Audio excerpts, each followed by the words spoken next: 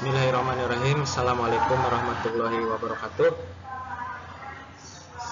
Selamat berjumpa dengan saya Firman RNI. Dalam kesempatan ini saya ingin sharing terkait dengan pemecahan masalah dalam bimbingan konseling. Pemecahan masalah yang dihadapi yang menjadi ranking pertama yaitu terkait dengan masalah hambatan belajar. Yang ini sebetulnya akan ditemukan di setiap jenjang tingkatan, yaitu baik itu di tingkatan kelas 10, 11 maupun 12. Di hambatan belajar ini pada prinsipnya siswa akan mengalaminya, namun ada beberapa pemecahan yang bisa dilakukan karena seyogianya potensi siswa yang sudah diberikan oleh Allah Subhanahu wa taala ini sudah sangat lengkap, sehingga ketika terjadi masalah hambatan ketika belajar, baik itu tidak memahami pelajaran ataupun sulit memahami apa yang disampaikan oleh guru, itu semua bisa diatasi sebetulnya. Tinggal pertanyaannya adalah siswa memahami bagaimana cara mengatasi hambatan belajarnya. Nah, permasalahan terkait dengan masalah terkait dengan belajar ini ada istilah yang disebut dengan banyak ya, ada yang disebut dengan slow learner atau belajar yang lamban. Terus juga ada yang menyebutnya terkait dengan kurang motivasi belajar, atau bahkan keterampilan belajar siswa belum meningkat. Sehingga solusi yang saya lakukan ini perlu asesmen terlebih dahulu. Jadi asesmen hambatan belajar ini untuk menemukan hambatan apa yang dialami oleh siswa. Apakah siswa ini hambatannya itu dikarenakan karena siswa memiliki kelambanan dalam belajar, atau siswa kurang bersemangat belajar, atau bahkan siswa belum mengetahui modalitas belajarnya. Kemudian yang kedua, langkah keduanya yaitu meningkatkan keterampilan belajar. Jadi pada prinsipnya siswa ini sudah sangat hebat dari segi potensi. Dia bisa mengatasi sebetulnya hambatan-hambatan belajarnya.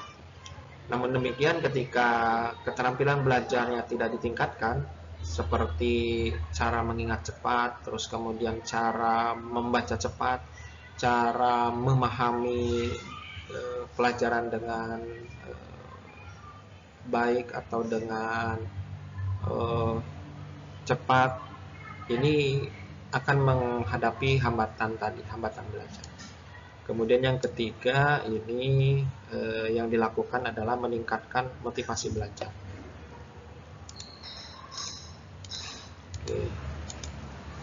Nah, setelahnya terasesmen hambatan belajar apa yang harus diatasi, maka yang dilakukan oleh saya adalah menemukan modality learningnya, modality belajarnya. Nah, di modality belajar inilah kita bisa mengajarkan atau mengakses kembali apakah siswa ini belum mengetahui modality belajarnya. Ketika modality learningnya ini belum diketahui oleh siswa, maka kita harus mengakses kembali modality learningnya ada di mana. Apakah ada di tipe visual, atau tipe audio, atau tipe kinestetik. Karena di modality learning, modality belajar ini akan ditemukan cara siswa mengatasi hambatan itu, atau cara siswa untuk mengoptimalkan keterampilan belajarnya. Nah, bisa jadi ketika siswa menghadapi hambatan belajar ini, dia tidak menggunakan kekuatannya sesuai dengan modalitas belajarnya, yaitu modalitas visual, audio, dan kinestetik. Kemudian yang dilakukan berikutnya adalah memberikan wawasan terkait dengan cara mengingat yang efektif berdasarkan tipologi modality learning. Nah, jadi tipe visual itu beda dengan cara mengingatnya dengan tipe audio. Tipe kinestetik itu beda cara mengingatnya dengan tipe visual dan audio. Nah, sehingga nanti metode cantolannya pun berbeda. Bagi siswa yang visual ini dilatih dengan cara bagaimana dia menggunakan huruf-huruf, lambang buletan seperti ini ya, checklist, warna hijau, kemudian warna-warna. Nah, ini akan membantu orang visual. Dengan membuat tanda seperti ini, orang visual itu akan sangat memahami dan sangat mengasihkan ketika belajar. Kalau yang audio itu metode cantolannya pun akan beda. Kalau cantolannya untuk audio itu biasanya dari suara. Jadi suara-suara ketika menghafalkan sesuatu itu orang audio itu harus mendengar sebuah bunyi. Bunyi di sini ada bunyi hafalannya gitu ya. Kalau ketika menghafal sesuatu dia harus mengkeraskan membacanya. Nah, kalau tipe yang kinestetik, metode cantolan yang bisa dilakukannya adalah dengan berupa gerakan-gerakan. Jadi ketika dia menghafal, anak kinestetik ini harus menggerakkan tangannya. Misalkan rumus matematika. Jadi rumus matematikanya ditulis. R kuadrat sama dengan BXY dan seterusnya. Jadi dia sambil menirukan huruf yang diucapkannya. Kemudian berikutnya adalah saya melakukan motivasi dalam belajar. Ini meyakinkan kembali bahwasannya proses itu tidak akan mengkhianati hasil.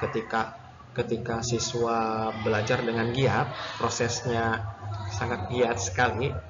Nah, ini akan mendapatkan hasil yang optimal. Sebaliknya, ketika proses tidak dilakukan, maka sebetulnya dia sama dengan sedang melepaskan hasil-hasil yang diinginkan. Kalau hasilnya terbaik, maka prosesnya juga harus terbaik. Dia harus rela mengorbankan waktu-waktunya untuk berproses, untuk belajar.